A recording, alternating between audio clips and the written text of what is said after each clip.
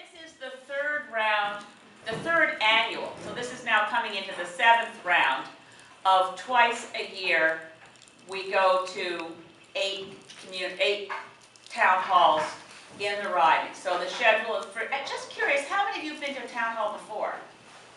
Yeah, but quite a few are first timers. Okay, so the plan is that twice a year I go to 8 parts of the riding. So 3 places on the peninsula and each of the 5 Gulf Islands that are in Saanich-Gulf Islands.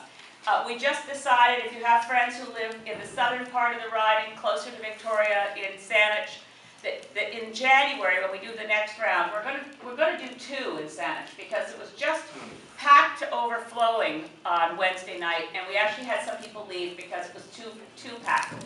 So we're going to do 2 in Saanich in January, 1 in Central Saanich and Brentwood Bay, and of course this one here in Sidney.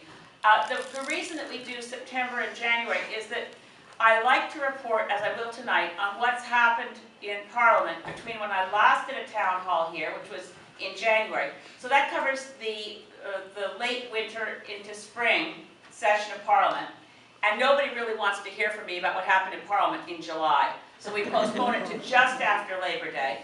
And then the cycle is, I report in January of what will have happened in the fall session of Parliament. There's a lot that happens, and I think that this frequency is useful, but if there's something else you'd like to see, please let us know how it's working for you in terms of accessibility.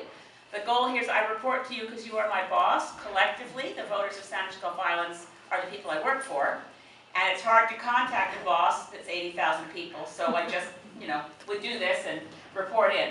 And I will not talk long for an opener. I'll give a very brief. I hope I'll be able to make myself be succinct about the spring session of Parliament, and then take your questions. And your questions can be on anything. It doesn't have to be what happened to me in Parliament this year. It can be on anything that's on your mind.